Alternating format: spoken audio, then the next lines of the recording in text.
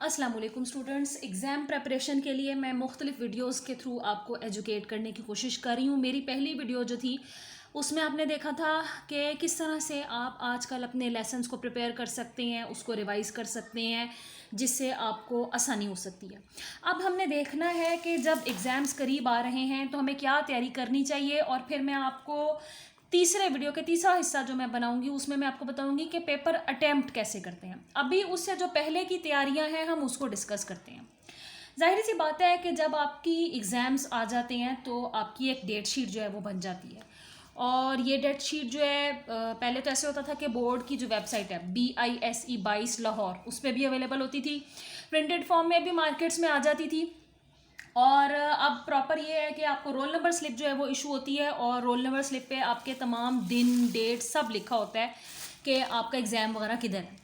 सबसे पहली बात तो ये कि जब आपको डेट शीट का पता चल जाए तो एक डेट शीट किसी भी फॉर्म में, आपके पास अगर फ़ोन है या घर में अगर आप कहीं लिख के रख लें तो आपको याद रहेगा कि किस दिन कौन सा एग्ज़ाम है और क्या टाइमिंग्स हैं। और जब रोल नंबर स्लिप मिल जाएगी तो आपको ये बात कंफर्म हो जाएगी। जब आपको रोल नंबर स्लिप मिल जाती है तो बेहतर तो ये है कि इसको प्लास्टिक कवर करवा लें, और इसकी एक फ़ोटोकॉपी घर पर बैकअप के तौर पे ज़रूर रखें कि अगर आपसे original roll number slip miss भी हो गई है तो आपके पास फ़ोटोकॉपी जो है वो होनी चाहिए, ताकि आपको अगर कोई प्रॉब्लम फेस होती है तो आप उसका हल निकाल सकें।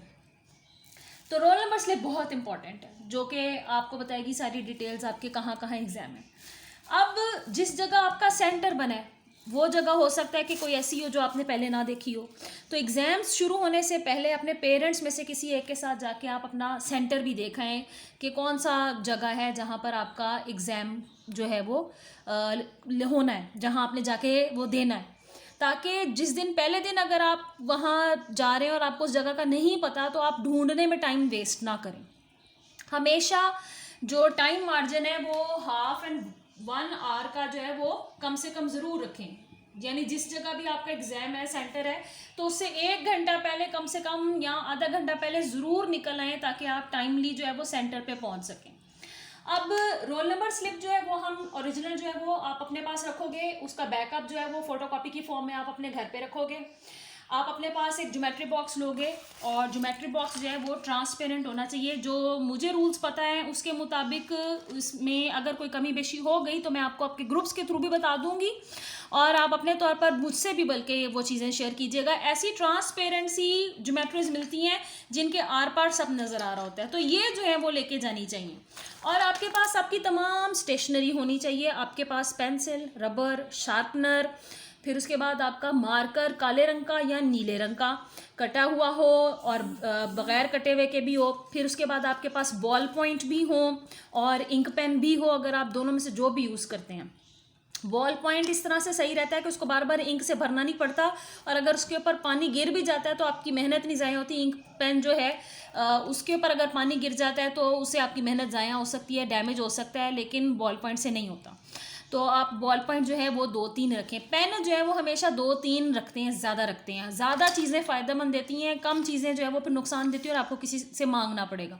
इसी तरह मार्कर्स भी जो हैं वो भी आप अपने पास ज़्यादा रखें। 2 चीज़ें जो आपको नहीं रखनी है वो ये 2 चीज़ें हैं, इंक रिमूवर और ये जो वाइटो जैसे हम कहते हैं या फ्लूइड। ये दोनों ही पेपर में इस्तेमाल की इजाज़त नहीं होती, तो आपको इनको इस्तेमाल नहीं करना चाहिए, इनको लेना ही नहीं चाहिए। उसके बाद क्योंकि आजकल कोविड की सिचुएशन है तो आपके पास फेस मास्क ज़रूर होना चाहिए, घर से ही पहन कर जाएँ फेस मास्क।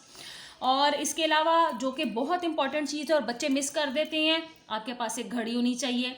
और इसलिए कि आप क्योंकि जब एग्ज़ाम अपना कर रहे होंगे तो मुसलसल आप टाइम देख सकते हैं, आपको पता चल सकता है कि कितना मेरे पास टाइम रह गया कि मैंने एग्ज़ाम को जो रिटन मेरा वर्क है उसको इसमें मुकम्मल करना है। उसके बाद आपके पास पानी की एक बॉटल होनी चाहिए। वैसे तो आपको पता है कि बहुत सारी मिनरल वाटर की बॉटल्स भी मिलती हैं, लेकिन वो भी ट्रांसपेरेंट हो तो ज़्यादा बेहतर है।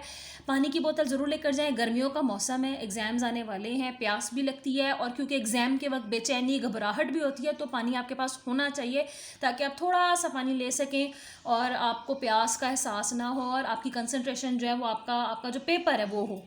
और अगर आपको लगता है कि कभी आपको कोई बीपी लो का मसला है तो आप उस पानी की बोतल में कोई जैसे शरबत वगैरह भी है वो भी मिलाकर लेके जा सकते हैं।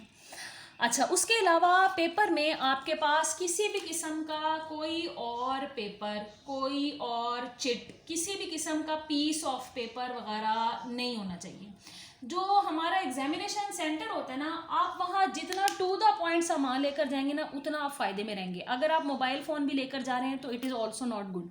बेहतर तो ये है कि आप अपने पेरेंट्स में से किसी के साथ, भाई वगैरह के साथ, जिनके साथ जो आपको पिक ड्रॉप दे सकें, उसके साथ आप टाइम जो है वो पता चल जाए कि जी इतने बजे पेपर शुरू होना है, इतने बजे पेपर ख़त्म हो रहा है, वो आपको आके ले जाएं।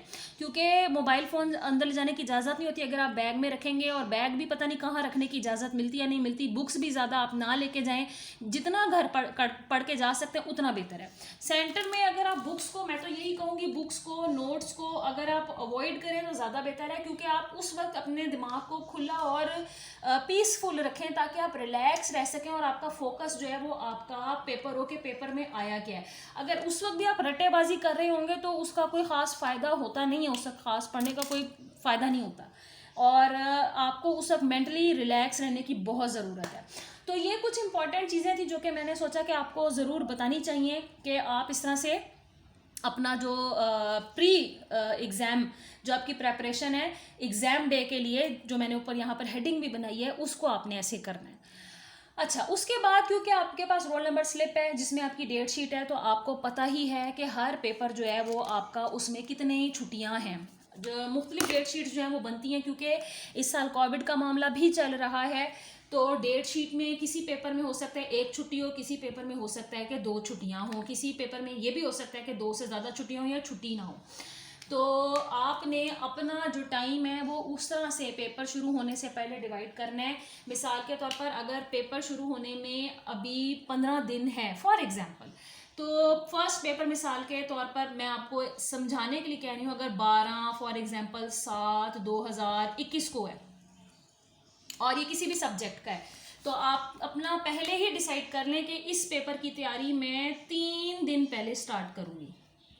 इन 3 दिन से पहले के जो दिन है वो आप अपने बाकी के सब्जेक्ट्स को फोकस करने में इस्तेमाल करें, जिनके ऊपर अभी आपको लगता है कि मुझे और तवज्जो देने की ज़रूरत है। मिसाल के तौर पर पेपर पहले 12 तारीख को है, तो इससे 3 दिन पहले 9 तारीख बनती है। आपने अपना हिसाब एक कॉपी में बना लेना है कि इस दिन से मैं पेपर की तैयारी शुरू करूँगी।